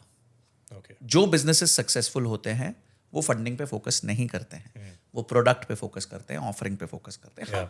छोटा सीड कैपिटल लग सकता है आपको, ₹1,00,000 ₹2,00,000। आज मैंने इतने लोगों को देखा, छोटे छोटी एज के हैं, वो अपनी एजेंसी बनाते हैं, AI की वेबसाइट, ₹5,000 में वेबसाइट बनती है और काम चालू कर जाते हैं। बिल्कुल। तो एंड ऑफ द डे ऐसा तो नहीं है कि सिर्फ पैसा होगा तो ही बिजनेस होगा। मैंने तो बहुत सारे पैसे वालों को भी बिजनेस हारते हुए देखा है। तो बिजनेस करना है जैसे हमने स्टार्ट किया, आफ्टर जॉब मैंने अपना कंटेंट का काम चालू किया। हमारा पहले दिन से था भाई प्रॉफिटेबल होना है। एक दिन मेरे एडिटर ने पूछा, सर आपके पास तो ठीक ठाक पैसे, आप इतना क्यों हम पे फोकस ये करते हो, प्रेशर करते हो? मतलब वो क्या, उसका मतलब ये थोड़ी है कि उड़ा देंगे, मतलब इतने पैसे इसलिए क्योंकि ये माइंडसेट है, तो जहां से जा रहा है वहां से आना भी है। बिल्कुल। पर क्या होता है, बच्चे लोग सोचते हैं मेरे पिताजी के पैसे हैं, मेरे पास 10 लाख है, मेरे पास 20 लाख है। That's exactly what my mindset is. मैं एक बिजनेस को कंसल्ट कर रहा था। The business has a net worth of, उनकी family net worth is more than 3,000 crore. Oh my God. अब एक जगह कुछ ठेकेदारी का काम था, क्लाइंट से पैसे आए नहीं थे और सप्लायर चिल्ला रहा था। तो जो उनका मैनेजमेंट का सीईओ था, जो भी था, वो आके बोलता है सर एक काम करिए ना, आप तो इतने पैसे वाले हो, ये जरा 1 करोड़ की फंसी हुई है, अच्छा। जरा दे दीजिए, 10 दिन बाद 20 दिन बाद पैसे आ जाएंगे, तो मैं आप लौटा देना। राइट। तो इन्होंने बोला कि जो ओनर थे उन्होंने बोला मैं नहीं दूंगा। ओके। तो बोलते सर आपके पास तो, बोलो सुनो मेरे पास 3,000 करोड़ है, या मेरे पास इस टाइम पे 500 करोड़ की एफडी रखी हुई है, या पर ये तुम्हारे 1 करोड़ के लेने जाओ, उससे 1 करोड़ लाओ और अपने सप्लायर को पैसा दो, मेरे पास मत आओ। मैंने जो धंधे में लगाना था मैंने लगा दिया। अगर ये वाला मेंटालिटी आप नहीं रखोगे ना तो लोग ईजी हो जाएंगे। इजी हो जाएंगे। अगर उनको पता है सेठ के पास पैसा है, कमाने की कोई जरूरत नहीं है, तो मैं तो अपनी टीम को बोलता हूँ भाई तनख्वाह तुमने निकालनी है, तुम्हारी तनख्वाह तुमने निकालनी है, तुम जरा बता दो कैसे निकालोगे। तो ये वाली कोई बात ही नहीं है कि यार तुम्हारे पास पैसे हैं कि नहीं है, that is all secondary. Okay. धंधा होगा तो प्रॉफिटेबल होगा, नहीं होगा तो मेरे तो नहीं समझ आता भाई, मेरे को स्टार्टअप कल्चर नहीं समझ आता। राइट। अब बिजनेस की बात ही करें, थोड़ा और एक्सप्लोर करते हैं बिजनेस को। जिन्होंने बिजनेस बना लिया सर, या स्टार्टअप स्टार्ट कर लिया, फंडिंग हो गया, सब कुछ हो गया, हर बिजनेस ओनर का एक वो रहता है कि यार मुझे स्टार्टअप यूनिकॉर्न बनना है ना, कि everybody wants to be there, you know, be on the top. बिल्कुल। तो स्टार्टअप यूनिकॉर्न बनने के लिए क्या फंडामेंटल्स है जो जरूरी रहते हैं? बहुत अच्छा क्वेश्चन है। देखिए यूनिकॉर्न मतलब बड़ा, कि सोच तो लिया, हाँ, पर वो होगा कैसे? बता दो। देखिए पहले ना आपको ये समझना पड़ेगा कि एक शार्क है ना, वो तालाब में नहीं रहती, वो समंदर में रहती है। ठीक है, तो अगर आपको शार्क बनना है, यानी आपको बड़ा बनना है, यूनिकॉर्न बनना है, तो आपको समंदर में जाना पड़ेगा। अब इसका मतलब क्या हुआ, यानी जो बिजनेस आप कर रहे हो उसका मार्केट साइज बहुत बड़ा होना चाहिए। ओके। जैसे अगर आप, so you need to understand the niche you want to serve. Yes, मतलब जिस चीज को आप सर्व कर रहे हो ना, वो प्रॉब्लम बहुत बड़ी होनी चाहिए। ओके। अब मैं इसका 2 उदाहरण देता हूं आपको। डीमार्ट, या ठीक है, डीमार्ट का मार्केट बहुत बड़ा है, या क्योंकि हर जन को परचूरन चाहिए और सस्ता चाहिए। भारत का तो यही है, तो मार्केट बड़ा हो गया। आज उनका 55,000 करोड़ का टर्नओवर है और करीबन 3-3.5 हजार करोड़ का प्रॉफिट है। और कंपनी आज करीबन 2.5 लाख 3 लाख करोड़ की वैल्यूड है। क्या बात है। ठीक है, तो यूनिकॉर्न क्या, यूनिकॉर्न का पापा बन गई है। ठीक है, $30 बिलियन की कंपनी हो गई है। या अब आते हैं दूसरी तरफ, एक ब्रांड है, समझो कोई सिल्क साड़ी का ब्रांड है। आज वो बहुत प्रॉफिटेबल है, प्रॉफिट बहुत ज्यादा करता है, पर उसका टर्नओवर ही 400 करोड़ है, क्योंकि वो तालाब में है। सिल्क साड़ी का मार्केट बहुत छोटा है, एक तो साड़ी, ऊपर से सिल्क साड़ी, ऊपर से महंगी, तो आपने अचानक से मार्केट छोटा कर दिया। तो जब आपने मार्केट ही छोटा कर दिया, यूनिकॉर्न कैसे बनोगे आप? चाहे आप कितना भी प्रॉफिट कर लो, 80% प्रॉफिट कर लो। So if you are starting a business और आप एम रखते हो यूनिकॉर्न बनने का, हाँ, तो पहले मार्केट स्टडी करो कि आप घुसना किस चीज में चाहते हो। बिल्कुल, आपका जो काम है वो रोजमर्रा का काम होना चाहिए। ओके। जैसे डीमार्ट हो गया, या दवाई बेचते हो आप, दवाई बेचते हो, ओयो जैसा होटल्स चलाता है, मामाअर्थ जो जैसे डेली चीजें जो डेली चीजें ज्यादा यूज होती है, जिसमें ज्यादा पॉपुलेशन वो राइट प्राइस पॉइंट पे यूज कर सकते हैं। फॉर एग्जांपल शैम्पू या कुछ। बिल्कुल। अभी जैसे कॉस्मेटिक्स है, तो कॉस्मेटिक्स में एक ब्रांड है फॉरेस्ट एसेंशियल्स। यस। वो $1 बिलियन ब्रांड नहीं है। क्यों नहीं है? क्योंकि वो महंगा है। महंगा है, तो वो मार्केट में है पर वो महंगा है, अमीरों का ब्रांड हो गया। अमीरों का ब्रांड हो गया। ठीक है, तो आपको ये समझना पड़ेगा कि आपका प्राइस पॉइंट क्या है, क्योंकि भारत बहुत गरीब देश है। भारत में आज भी अगर आप टॉप 1% देखो तो उनकी एवरेज इनकम साल की 40 लाख से, मतलब 40 लाख से ऊपर अगर आपकी इनकम है तो आप टॉप 1% में हो। तो एक व्यक्ति अगर वो फुसफुस 5,000 रुपए 4,000 रुपए का लेता है, तो वो बहुत कम ऐसे लोग होंगे जो ले सकते हैं। तो टर्नओवर बढ़ ही नहीं सकता ज्यादा तेजी से। इसको हम कहते हैं 100 करोड़ चैज़म। ऐसे ब्रांड्स जहां महंगा प्रोडक्ट होता है, मार्जिन ज्यादा होता है, पर उसमें वॉल्यूम नहीं होती, उसको हम कहते हैं 100 करोड़ चैज़म, यानी कि 100 करोड़ 200 करोड़ के आसपास इनका रेवेन्यू होता है, उसके बाद ये मर जाते हैं। पर यही डीमार्ट जैसी कंपनी 55,000 करोड़ का रेवेन्यू करती है, जोमेटो जैसी कंपनी 50,000 करोड़ का रेवेन्यू करती है। ऐसी सारी कंपनीज जो है वो जबरदस्त रेवेन्यूज करती है। मामाअर्थ खुद मेरे हिसाब से आप 3-3.5 हजार करोड़ के आसपास का रेवेन्यू कर रही है। तब आप जाके $1 बिलियन कंपनी बनती है। तो सबसे पहले आपको $1 बिलियन आपके पास वो मार्केट होना चाहिए। You need to have a $1 billion idea first. You need to have be in a $1 billion market. Okay. मतलब वो मार्केट साइज बहुत बड़ा होना चाहिए, ठीक है, कभी खत्म ही ना हो। अभी डीमार्ट अगले 5,000 स्टोर भी खोलेगा ना, तब भी कोई फर्क नहीं पड़ता, क्योंकि वो चीज लोगों को चाहिए रोज चाहिए। You're serving a need, yes, not serving a want. Everyday need. Yeah, everyday need. आपको चावल भी खाने हैं, दाल भी खानी Yeah. है, चीनी भी खानी है, वो दे रहा है और वो भी सस्ता दे रहा है। Yeah. अब दूसरा चीज आता है, सिर्फ मार्केट में होने से फायदा नहीं होता। आपके पास आपके प्रोडक्ट में कुछ डिफरेंशिएशन होना चाहिए। Okay. जैसे डीमार्ट के पास कॉस्ट का एडवांटेज है। Yeah. आज हालत ये है कि जो छोटे किराने की दुकान है वो डीमार्ट से खरीदते हैं Okay. और अपनी दुकान पे रखते हैं। यहाँ बेच रहे हैं। हाँ, क्योंकि वो डिस्ट्रीब्यूटर के पास जा ही नहीं पाते। Yeah. तो वो सोचते कौन मगमग करेगा, मैं जाता हूँ डीमार्ट से 35 रुपए की चीनी लेता हूँ, 38 में बेच दूंगा। Right. ठीक है, तो उसने अपना प्राइस इतना कम कम कर कर दिया दिया है कि वो किसी और रिटेलर के भी काम में काम आ सकता है, तो उसकी मार्केट बढ़ गई, उसका साइज बढ़ गया मार्केट का। Yeah. तो आपको ये देखना है आपका कॉम्पिटिटिव एडवांटेज क्या है। क्या आप कॉस्ट पे खेलने वाले हो, क्या आप क्वालिटी पे खेलने वाले हो, क्या आप ऐसा कुछ ला रहे हो जो आज तक कभी आया नहीं आया है। नहीं है। आप ये सोचो कि मैं उसको एग्जैक्ट कॉपी कर लूंगा और कुछ एडवांटेज नहीं रखूंगा तो काम नहीं बनने वाला आपका, तो फिर आपका कुछ नहीं हो सकता। ठीक है, तो ये आपका दूसरी चीज है कि आपका कंपेटिटिव एडवांटेज क्या है। ठीक है। Third, Yeah. आपने सिस्टम्स एंड प्रोसेसेस कैसे क्रिएट किया। आप लाला जी हो, घर में टूटी टूटी ऑफिस में तो भी आपको फोन आ रहा है। ठीक है, ट्रक फंस गया तो भी आपको फोन आ रहा है। या आपने सिस्टम्स बनाए, आपके पास टीम है, मैन पावर है, सॉफ्टवेयर है, सब कुछ है। लाला जी को फोन ही नहीं आता जी, वो तो बिजी, वो तो मस्त घूम रहे हैं। Yeah. ठीक है, ये तीसरी चीज हो गई। चौथा, So basically your team has to be very your strong. SOPs team structure has to be very good. So मतलब if you want to be a unicorn, you have to have a strong team. भाई आप समझो, अगर एक company में team नहीं है Yeah. और एक इन्वेस्टर इन्वेस्ट करना चाहता है, Yeah. तो कल को ओनर की सटक गई, बोला यार मेरा तो मन नहीं कर रहा काम करने को, तो बिजनेस जीरो। तो ये तो ओनर ड्रिवन बिजनेस हो गया। So employees को भी खुश रखो और एम्प्लॉइज उनसे- को खुश रखना है, क्योंकि सीईओ लाना हमने है। पीछे कुछ न्यूज भी आई थी कि पता नहीं किसी कंपनी ने दिवाली पे अपने जो टॉप 5 एम्प्लॉयज थे उनको गाड़ियां गिफ्ट करी थी। बहुत लोग करते हैं। So that is a good initiative you should take. Absolutely. See end of the day आप इतना बड़ा लेवरेज कैसे क्रिएट कर रहे हो। Yeah. आप तो शायद 2 लाख रुपए महीना कमाते, पर ये इतने सारे लोग मिल गए तो आप आज 20 करोड़ रुपए महीना कमा रहे हो। Yeah.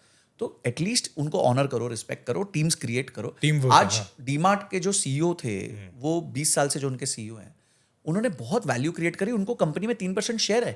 अब आप सोचो 3 लाख करोड़ का 3% 9,000 करोड़ होता बहुत हो है। गया। एक एम्प्लॉय के पास 9,000 करोड़ के शेयर्स हैं। My God. ठीक है, तो एंड ऑफ द डे पर उन्होंने भी तो 3 लाख करोड़ की वैल्यू डिलीवर की ना। Yeah. Yeah. उन्होंने भी तो कंपनी को उस लेवल तक लेके गए।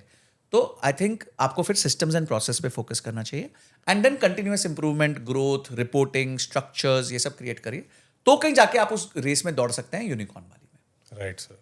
तो ये एक तो ये स्ट्रक्चर बेसिक फंडामेंटल्स हैं जो आपको यूनिकॉर्न बना सकते पकड़ के रखने हैं। हैं। बिल्कुल। तो आप अगर आपका सबसे पहला इंपॉर्टेंट पॉइंट तो ये है कि आपकी मार्केट यस, जो है वो सही होनी जरूरी है, अदरवाइज आप यूनिकॉर्न नहीं बन सकते। बिल्कुल। क्योंकि जब साइज आप अगर तालाब में कितने भी अच्छे हो जाओ, या तो आप शार्क थोड़ी बन सकते हो, आप बड़ी मछली बन सकते हो, शार्क नहीं बन सकते फिर आप। मार्केट सही चूज करो। यस, मार्केट से चूज। राइट, लेट्स अज्यूम एक इंसान है, ही इज मैरिड, ठीक है, he is earning let's say 1 lakh a month for his family, nuclear family, ठीक है। What should his economics look like? कितना सेव करना चाहिए, कितना इन्वेस्ट करना चाहिए, हेल्थ केयर पर आपको इंश्योरेंस कितना करना चाहिए, क्योंकि लोग इंश्योरेंस भूल जाते हैं, है ना। ये 3-4 चीजें जो है, अगर आप ये एक ब्रेक डाउन अगर दे सकते हैं, तो I think our audience will understand and have clarity on it. तो सबसे पहले 1 लाख रुपए एक अच्छा इनकम है। Yeah. First of all it's a good income. अब तो टैक्स फ्री हो गया 1 लाख रुपए, Yeah. तो पूरा ही घर पे आने वाला है। तो मुझे लगता है इसमें से एटलीस्ट आपको 20% इन्वेस्टमेंट के लिए अलग से साइड कर दे, तो 20,000 आप साइड कर दो। अब आपके पास बचे जी 80,000 रुपए। okay. 80,000 रुपए में आपका मैं खर्चा मानता हूँ कि करीबन 50,000 रुपए बनेगा। आप फैमिली के साथ हैं, आपका रेंट जा रहा है 15-20 हज़ार हो सकता है आपका रेंट चला जाएगा, फिर घूमना फिरना ये वो सब, स्कूल फीस एंड एवरीथिंग, और स्कूल फीस ये सब हो गया, तो आप 50,000 रुपए तो ईजिली मान लीजिए। ठीक है। अब आपके पास बचे 50 + 20 चला गया है 70, अब 30,000 बचा। अब 30,000 जो बच रहा है आपका, उसमें से आपको क्या करना है, उसमें सबसे पहले आपको अपना इमरजेंसी फंड क्रिएट करना है। What should it look like? हाँ, तो इमरजेंसी फंड जो है, अगर आपका 50,000 का महीने का खर्चा है, Yeah. तो मिनिमम 3-3.5 लाख रुपए, 3 लाख रुपए तो आपके पास 6 महीने का होना चाहिए। होना चाहिए। तो 3 लाख रुपए की आपके पास एक FD होनी चाहिए। ओके, ठीक है, ये जो इमरजेंसी फंड है इसको कोई म्यूचुअल फंड में नहीं डालना है, अच्छा। ये प्योर FD में डालना है, क्योंकि इसका काम ही इमरजेंसी में काम आना है। तो हर पैसे को मतलब अगर optimize नहीं नौकरी कर से आप निकाले गए तो ये काम में आ बिल्कुल। देखिए मैं आपको बताता हूँ, लाइफ में ना 3 रिस्क है, सिर्फ 3 ही रिस्क है। किसी की आमदनी खत्म हो सकती है, किसी की हेल्थ खराब हो सकती है, और किसी की जान जा सकती है। जाए। इसके अलावा कोई रिस्क है ही नहीं। अगर किसी की आमदनी खत्म हो गई तो उसके लिए उसके पास इमरजेंसी फंड होना चाहिए। होना चाहिए। किसी की हेल्थ खराब हो गई तो उसके पास हेल्थ इंश्योरेंस होना चाहिए, और किसी की खुदा ना खास्ता जीवन चला गया तो उसके परिवार के लिए लाइफ इंश्योरेंस। उसके पास एक इतनी इंश्योरेंस होनी चाहिए कि उसके परिवार इसके बाद जो है आराम से जी सके। ठीक है, अब मैं तीनों को ब्रेक डाउन करता हूँ Yeah. स्ट्रक्चर के साथ। यस। सबसे पहले है इमरजेंसी फंड। इमरजेंसी फंड आपके लिए है कि आमदनी खत्म हो गई तो, कुछ प्रॉब्लम हो गई तो, जॉब चली गई, कोविड आया, ठीक है, तो एटलीस्ट 6 महीने का खर्चा अपने पास हो। 6 महीना काफी होता है फिगर आउट करने के लिए लाइफ में क्या करना क्या है। करना क्या है। Plus you are already investing as well. हाँ, वो तो छोड़ देता हूँ, वो तो देखना भी नहीं है। अच्छा, वो देखना नहीं है, वो देखना लॉन्ग टर्म के लिए छोड़ वो तो लॉन्ग टर्म के लिए छोड़ा हुआ है आपने, राइट। ठीक है। वो तो 20,000 हमने सैलरी से माइनस कर दिया, आपकी तनख्वाही 80,000 है, हम तो ऐसे मानते हैं, ठीक है। अब आपने अपना वो क्रिएट कर गुड लिया। Way to look at it. हाँ बिल्कुल, पर्सपेक्टिव चेंज करो। यस, पर्सपेक्टिव चेंज करना पड़ेगा। बड़े बुजुर्ग यही करते थे कि 1,000 रुपए 2,000 रुपए दूसरे अकाउंट में डाल देते थे, गुल्लक में डाल देते थे, यही करते थे। अब इमरजेंसी फंड हो गया। सेकंड है health insurance. Health insurance at least 20 lakh रुपए की रखिए। कोई भी एक अच्छी हेल्थ इंश्योरेंस खरीद लीजिए जिसमें प्री एग्जिस्टिंग डिजीजेस कवर्ड हो, जिसमें आपके रूम रेंट पे कैप ना हो। तो इससे अच्छे से एक कंसल्टेंट से बात करके एक प्रॉपर हेल्थ इंश्योरेंस लीजिए। ज्यादा महंगी नहीं आएगी, साल का मुश्किल से आपका 20-25 हजार रुपए लगेगा, यानी महीने का 2,000 रुपए जाएगा। ठीक है जी। और तीसरी चीज है लाइफ इंश्योरेंस। अब लाइफ इंश्योरेंस लेने का एक रूल होता है, ऐसे नहीं कि मन मर्जी आपको भाई मेरे को 2 करोड़ की चाहिए, 4 करोड़ की चाहिए, ऐसा नहीं है। लाइफ इंश्योरेंस का एक फॉर्मूला होता है लाइफ। एल का मतलब है लाइबिलिटीज, आप पे उधार कितना है। तो अगर समझिए आप पे 50 लाख का उधार है तो इसको आप लिख लीजिए। आई, अगर आज आपको कुछ हो जाए तो आपको कितने समय के लिए अपने फैमिली के लिए कितनी इनकम चाहिए। तो आप कह सकते हो मेरे जाने के बाद मेरी फैमिली के पास 10 साल के लिए 10 लाख रुपए साल का होना चाहिए, यानी 1 करोड़ रुपए होना चाहिए। तो 50 लाख का लोन, 1 करोड़ की इनकम। एफ मतलब फ्यूचर गोल्स, कि मैं जाऊंगा तो मेरे बच्चों के लिए 50 लाख रुपए पढ़ाई के लिए भी चाहिए। ठीक है जी। और ई मतलब इमरजेंसी फंड, वो तो आपका ऑलरेडी है। तो इन तीनों को जब आप जोड़ते हैं तो आपका अमाउंट आ जाता है 2 करोड़ रुपए। तो अब आपके पास एक 2 करोड़ की लाइफ इंश्योरेंस होनी चाहिए। ठीक है। और ये हम पर मंथ कितना एक्सपेंडिचर में कर सकते हैं? ये तो 2 करोड़ तो आप आराम से महीने का मुश्किल से 1,000 रुपया। अच्छा, हाँ, 1,000 रुपए में आपका काम हो जाना चाहिए। राइट। कि 1,000 रुपए में आपकी 2 करोड़ की, तो आप समझिए 3,000 रुपए आप साइड रख लीजिए अपनी लाइफ के इंश्योरेंसेस, ये हेल्थ इंश्योरेंस और लाइफ तो इंश्योरेंस। 20% आपका इन्वेस्टमेंट के लिए हो गया। हाँ, और जो कि हमने देखना ही नहीं है। बिल्कुल देखना नहीं। ठीक है। इमरजेंसी फंड हो गया आपका 3 लाख रुपया। 3 लाख रुपया, हाँ। 6 महीने के हिसाब से। बिल्कुल। ठीक है। And then your life insurance. Then life insurance और 50,000 आपके जो खर्चे हैं वो चले गए। तो अब आपके पास ये बैलेंस लाइफ हो गई है। अब धीरे धीरे आपका कुछ बट पैसा इसमें बचा। सेविंग के लिए कितना पैसा बचा? 20,000 गया ना, 20,000 चला गया, वो तो गायब हो गया। अब जो इसके अलावा बच जाएगा उसको आप एक अपॉर्चुनिटी कैपिटल फंड बना लीजिए। राइट। ठीक है, कि एक और कैपिटल बना लेते हैं, एक और एफडी बना लेते हैं, कल को एक अपॉर्चुनिटी आएगी तो कर लेंगे, या जो घर का डाउन पेमेंट करना है उसके लिए कर सकते हो। तो ये सारी चीजें अगर आप बेसिक स्ट्रक्चर से चलोगे तो आप अचीव कर लोगे। राइट। जैसे अभी एक जैसे मार्केट नीचे जा रही है ना, तो फंड्स क्या करते हैं, एनएफओ लॉन्च करते हैं, एनएवी उसका बिल्कुल ही कम कर देते हैं। तो क्या एक जो बंदा ऑलरेडी एसआईपी कर रहा है, should he go for that fund, या उसको सिर्फ अपने एसआईपी में ही लगा रहे, जो फंड में लगा वो ही करता रहे? देखो, आप अपने एसआईपीज में लगे रहो, ओके, एनएफओज आते रहेंगे। ठीक है। अभी आपको पता नहीं होता उसने क्या परफॉर्मेंस की है क्या नहीं की, तो it is may not be the right time. जिसके पास कुछ एक्सेस कैपिटल है उसमें डाल दे। अगर नई अपॉर्चुनिटी ढूंढ रही है और उस अपॉर्चुनिटी से वो अलाइंड है, कर लेने तो छोड़ दे। ठीक है। थोड़ा सा गोल्ड पर बात कर सकते हैं? ओह यस, बिल्कुल करनी चाहिए। लाख रुपए हो गया जी। सो अभी के टाइम में गोल्ड में इन्वेस्ट करना सही है या आपको रियल एस्टेट में इन्वेस्ट करना चाहिए? देखिए, जब गोल्ड 60,000 था ना, तब भी लोग कहते थे फट मतलब ज्यादा है, 70 हुआ फिर भी ज्यादा है, 80 हुआ ज्यादा, लाख रुपए हो गया। गोल्ड है ना, मतलब इट्स अ प्रेशियस मेटल, उसकी एक वैल्यू है, स्टोर वैल्यू है, सारी वर्ल्ड के सेंट्रल बैंक्स उसको रखते हैं। तो मुश्किल है कि वो ऐसे अचानक से ओवरनाइट 70,000 हो जाएगा, 80,000 हो जाएगा। हाँ, ये जरूर हो रहा है कि वो ओवरनाइट सडन फॉल आने का चांस मेरे को कम लग रहा है। तो मैं तो गोल्ड खरीदता ही हूँ, मेरा रूल है। जब भी गोल्ड थोड़ा गिरता है मैं खरीदता हूँ। if you have excess cash, you can park it in gold, it's okay. बिल्कुल करा जा सकता है। Not real estate. Real estate stuck हो जाता है ना। अभी अगर आपने गोल्ड खरीद लिया तो वो लिक्विड है। कल को समझो आपने गोल्ड का ETF खरीदा है और वो 5% बढ़ गया तो आप कल बेच दो। ETF पर आने वाला था कि आपको फिजिकल गोल्ड लेना चाहिए या you should go for digital gold. देखिए, 3 तरह के गोल्ड होते हैं। एक्चुअली 4-5 तरीके होते हैं गोल्ड में इन्वेस्ट करने के। सबसे पहला होता है jewellery. Jewellery is not an investment, ये याद रखना। ज्वेलरी में वेस्टेज होता है, ज्वेलरी में मेकिंग चार्ज होता है। तो ज्वेलरी पहनने के लिए मजे का, मतलब जिन्होंने सोचा कि मैंने 5 लाख की वो एक गहना ले लिया तो अरे वाह वाह वाह। हाँ, नहीं देखिए, वो स्टोर ऑफ वैल्यू है, वो बट वो इन्वेस्टमेंट नहीं है, वो आपका ऑर्नामेंटल वैल्यू है उस चीज की, बस। ठीक है, उसके साथ इमोशन जुड़ा है। सेकंड, आपने गोल्ड का ब्रिक ले लिया, वो भी एक अच्छा तरीका है, बट उसको स्टोर करने में रिस्क बहुत रहता है। घर पे कुछ चोरी हो गई, कुछ हो गया, और अगर आप बैंक में भी डालते हैं, that is what you call the physical gold. Okay. तो बैंक में भी डालेंगे तो आपको बैंक में रेंट का, जो भी आप रेंट देते हैं साल का, उसका सिर्फ 100 टाइम्स का ही प्रोटेक्शन है।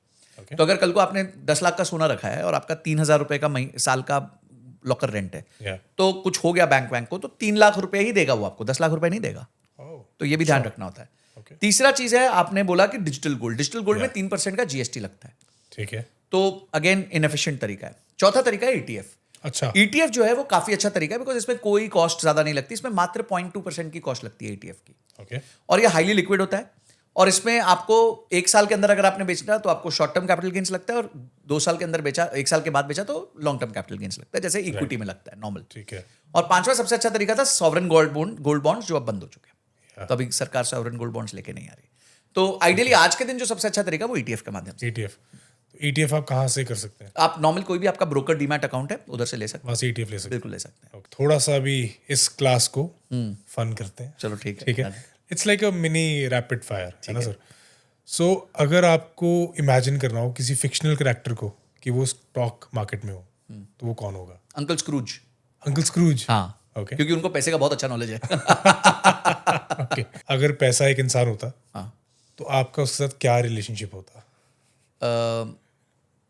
आई think extreme love and respect का। Okay, extreme love and respect का। ठीक है। Sanjay sir, last question, if you are the finance minister of India, कौन से ऐसे 5 लॉज हैं जिनको आप डिमोलिश करोगे, हटाओगे, और कौन से ऐसे 5 लॉज हैं जिनको आप लेकर आना चाहोगे? देखिए, मैं 5 की जगह मैंने कुछ थॉट प्रोसेस अपना दे देता हूँ। ओके। मैं मेरिटोक्रेसी को बहुत प्रमोट करना चाहूंगा। एवरीथिंग शुड बी मेरिटोक्रेसी, चाहे वो ब्यूरोक्रेसी में हो चाहे कहीं भी हो, कि जो परफॉर्म करेगा उसको आगे जाने का चांस बेस्ड ऑन मेरिट। हाँ, राजा का बेटा राजा नहीं बनेगा, ठीक है? तो वो वाला थीसिस कॉन्सेप्ट नहीं रखना चाहिए। ठीक है। सेकंड, मुझे लगता है कि जो चीज हमें अबॉलिश करनी चाहिए वो है कंफ्यूजिंग लॉज। आज एक व्यापारी कहीं ना कहीं हमेशा कोई लॉ को ब्रेक कर रहा होता है अननोइंगली, ठीक है? कभी भी कोई व्यापारी ना लॉ ब्रेक नहीं करना चाहता, वो धंधे का काम धंधे की तरह करना चाहता है। उसे पता ही नहीं है कि पर उसके पता ही नहीं वो कौन ये लॉ है। Yeah. तो आई थिंक बहुत कॉम्प्लेक्स लॉज को मैं तोड़ना चाहूंगा। Okay. थर्ड, मैं कभी भी व्यापारी को या किसी को भी चोर की नजर से नहीं देखना चाहता। मतलब वो गिल्टी अनलेस प्रूवन अदरवाइज ये वाला तो है। टैक्स पक्का बचा रहा होगा। हाँ, ये तो चोर ही है। Yeah, तो आई थिंक मैं वो वाली नजर से नहीं देखना चाहूंगा व्यापारी को, and I would want to look at them at a very positive light. Right, और क्योंकि वो एम्प्लॉयमेंट जनरेट कर रहे हैं कंट्री के लिए। एब्सोल्युटली। फोर्थ, मुझे टैक्स लॉज को, जो ओवरऑल टैक्स लॉज होंगे उसको बहुत ज्यादा आसान करना है। मतलब फाइलिंग एक इंडिविजुअल को करनी ना पड़े, उसको सिर्फ पता चल जाए उसको इस साल इतना टैक्स देना है, बस, ताकि उसको टैक्स का नोटिस ही ना आए। टैक्स वाले नहीं बता दिया भाई तूने मेरे को इस साल 1 लाख रुपए देने, ठीक है भैया लो 1 लाख रुपए, थैंक यू। बात खत्म हो जाएगी। हम क्यों फाइल करें? आपके पास मेरा पैन नंबर है, आपके पास मेरा आधार नंबर है, आपके पास मेरे बैंक अकाउंट स्टेटमेंट है, आपके पास मेरे सारे डीमैट अकाउंट्स है, तो आप ही करके दे दो मेरे को कि भाई इतना बनता है तुम्हारा। डायरेक्ट कर दो। उल्टा होना चाहिए कि मैं बताऊं कि नहीं मेरे का इतना नहीं बनता, इतना बनता है, ठीक है? आप तो बताओ पहले मेरा कितना बनता है। डायरेक्ट हो जाए वो। हाँ, तो डायरेक्ट हो जाए। तो आई थिंक ये इजी करना चाहूंगा मैं। ओके। और जो मैं चीजें और करना चाहूंगा, मतलब पॉजिटिव लाइट पे करना चाहूंगा, वो ये करना चाहूंगा कि education before issuing GST certificate mandatory करना चाहूंगा। ओके। हाँ, मतलब आपको एक कोर्स कंप्लीट करके एक टेस्ट देना जीएसटी पड़ेगा। है क्या? हाँ, नहीं जीएसटी नहीं, धंधा कैसे करते हैं। धंधा कैसे करते हैं? क्योंकि देखिए, जब आप एक बिजनेस चालू करते हैं तो आप बैंक से पैसा लेते हैं, आप सप्लायर को एंगेज करते हैं, कस्टमर को एंगेज करते हैं, एम्प्लॉइज को एंगेज करते हैं, और अगर आपने पैसे को ठीक से नहीं मैनेज किया तो ये सारे लोग लॉस खाएंगे। तो एक बिजनेस कैसे चलना चाहिए उसका कोई एक हमारे को कोर्स होना चाहिए, और वो कोर्स हर व्यापारी को पहले टेस्ट देना पड़े, और उसके बाद जैसे हमको म्यूचुअल फंड का डिस्ट्रीब्यूटर बनना है तो एक एग्जाम देना पड़ता है। ऐसे क्यों नहीं बनने देते आप? बनने दो हमारे को।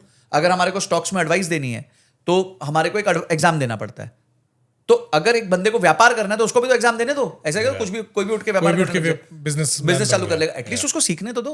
जीएसटी फाइल कैसे करते हैं, बैलेंस शीट क्या होती है, P&L How does actually a business work basically? At least the financials of the business, so that he understands कि क्या पॉजिटिव है क्या नेगेटिव है, और उसका कंट्रोल बेटर हो बिजनेस में। तो ये मैं कुछ चेंजेस करूंगा डेफिनेटली। अभी सर आपने बैंक लोन की बात करी, उधार की बात करी, तो उधार कितना सही है? देखिए, उधार है ना, उसके लिए सही है जो उधार तैयारी से लेता है और उसको चुकाता है। Okay. पर जो उधार डेस्परेशन में लेता है उसके लिए उधार बहुत बेकार है। रिलायंस पे 3.25 लाख करोड़ का उधार है। अच्छा। एक आम आदमी पे 3.25 लाख रुपए का उधार हो जाए ना, वो रोने लग जाता है।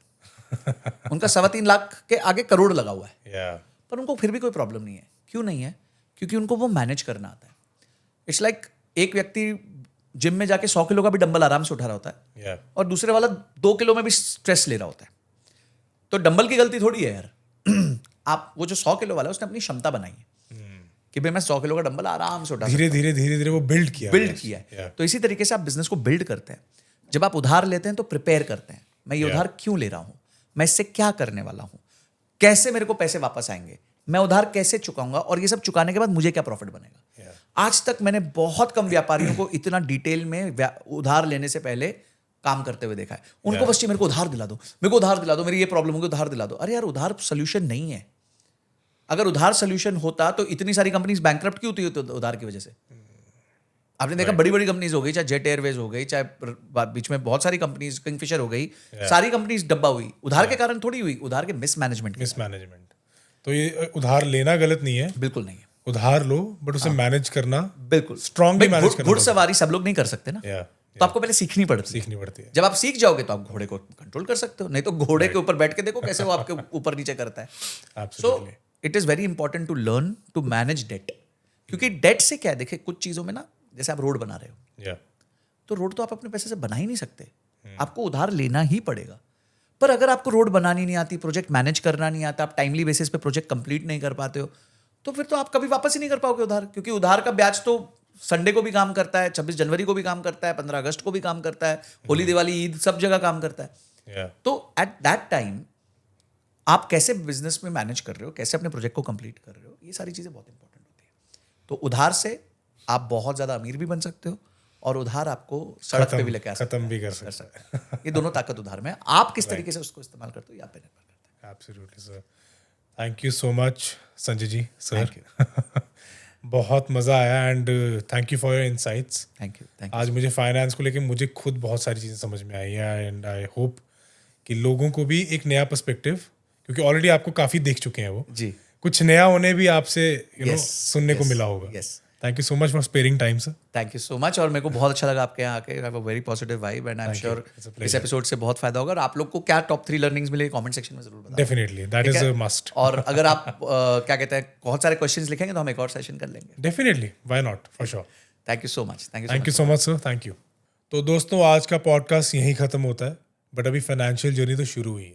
मिस्टर संजय कठुरिया जी ने आज हमें सिंपल वर्ड्स में ये समझाया कि पैसा सिर्फ नंबर्स नहीं, माइंडसेट का भी गेम है। उसे कमाना एक स्किल है, पर उससे भी ज़्यादा इम्पॉर्टेंट है उसे संभालना। Thank you so much for tuning in today. एक नए पॉडकास्ट के साथ, एक नई सोच के साथ बहुत जल्दी मिलेंगे next week. Thank you so much.